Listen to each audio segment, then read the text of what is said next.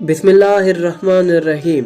یہ وہ لمحہ تھا جب وقت رک سا گیا تھا، جب آسمان پر ستارے بھی چمک کر دیکھ رہے تھے کہ زمین پر کیا ہونے والا ہے۔ 19 رمضان کی شب تھی اور امیر المومنین علی علیہ السلام اپنے آخری افطار کے لیے اپنی بیٹی حضرت ام کلثوم کے گھر تشریف لائے۔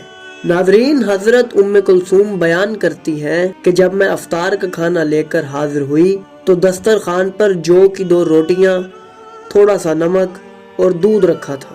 جیسے ہی میرے بابا نے کھانے کی طرف نظر کی، ایک گہری سانس لی، سر جھکا لیا اور آنکھوں سے آنسو بہنے لگے۔ پھر بابا نے فرمایا، بیٹی کیا تو نے کبھی اپنے باپ کے ساتھ ایسا کیا ہے؟ میں گھبرا گئی، عرض کیا، بابا میں نے کیا غلطی کی؟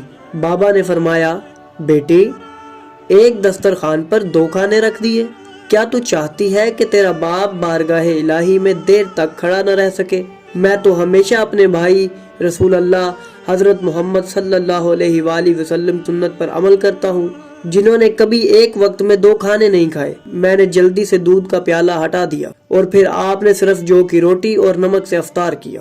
افطار کے بعد آپ مصلی پر تشریف لے گئے، رکوع و سجود میں مشغول رہے اور بار بار آسمان کی طرف دیکھ کر فرماتے، اللہ کی قسم نہ میں نے جھوٹ بولا نہ مجھ سے جھوٹ بولا گیا، یہ وہی رات ہے جس کا مجھ سے وعدہ کیا گیا تھا۔ ناظرین، کیا آپ تصور کر سکتے ہیں کہ ایک ایسا لمحہ جب زمین کے سب سے عادل اور متقی انسان کو معلوم ہو کہ یہ دنیا میں ان کی آخری رات ہے، اور پھر بھی وہ اللہ کی حمد و ثنا میں مشغول رہے۔ پھر وقت گزرتا گیا، حضرت علی علیہ السلام مسلسل دعا، استغفار اور درود بھیجتے رہے، یہاں تک کہ اذان صبح کا وقت قریب آ گیا۔ حضرت ام کلثوم کو تاکید فرمائی کہ جب وقت ہو تو انہیں بتا دے۔ جیسے ہی نماز کا وقت قریب آیا، حضرت علی علیہ السلام نے مسجد جانے کے لیے تیاری کی، لیکن جیسے ہی دروازے سے نکلے، گھر میں موجود مرغابیوں نے زور زور سے شور مچانا شروع کر دیا۔ حضرت ام کلثوم حیران ہوئی، امام حسن علیہ السلام سے کہا، بھیا ان مرغابیوں نے پہلے کبھی ایسا شور نہیں مچایا۔ امیر المومنین نے سن کر فرمایا، بیٹی ابھی کچھ دیر بعد یہ نوحہ کناں ہوں گی۔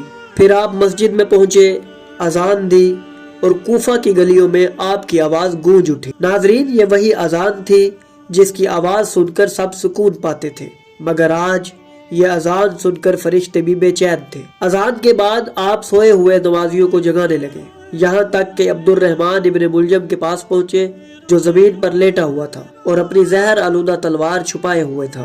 آپ نے اسے نیند سے جگایا اور فرمایا، اس طرح نہ سویا کر، یہ شیطان کی نیند ہے۔ پھر کچھ لمحے رک کر فرمایا، جو ارادہ لے کر آیا ہے وہ ایسا ہولناک ہے کہ اگر میں چاہوں تو تجھے بتا دوں کہ تیرے کپڑوں میں کیا چھپا ہے۔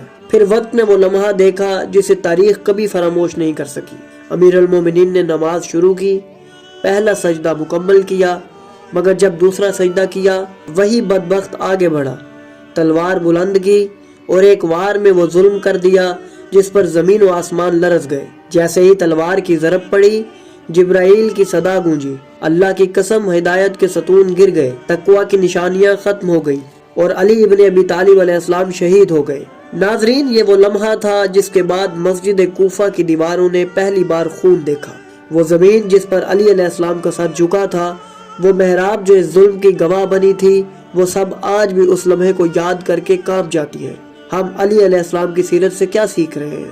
کیا ہم بھی اسی عدل، اس سادگی اور اس تقوی کے راستے پر چلنے کی کوشش کر رہے ہیں، یا پھر ہم علی علیہ السلام کا ذکر تو کرتے ہیں مگر ان کے عمل کو بھلا بیٹھے ہیں؟ یہ سوال آج بھی باقی ہے۔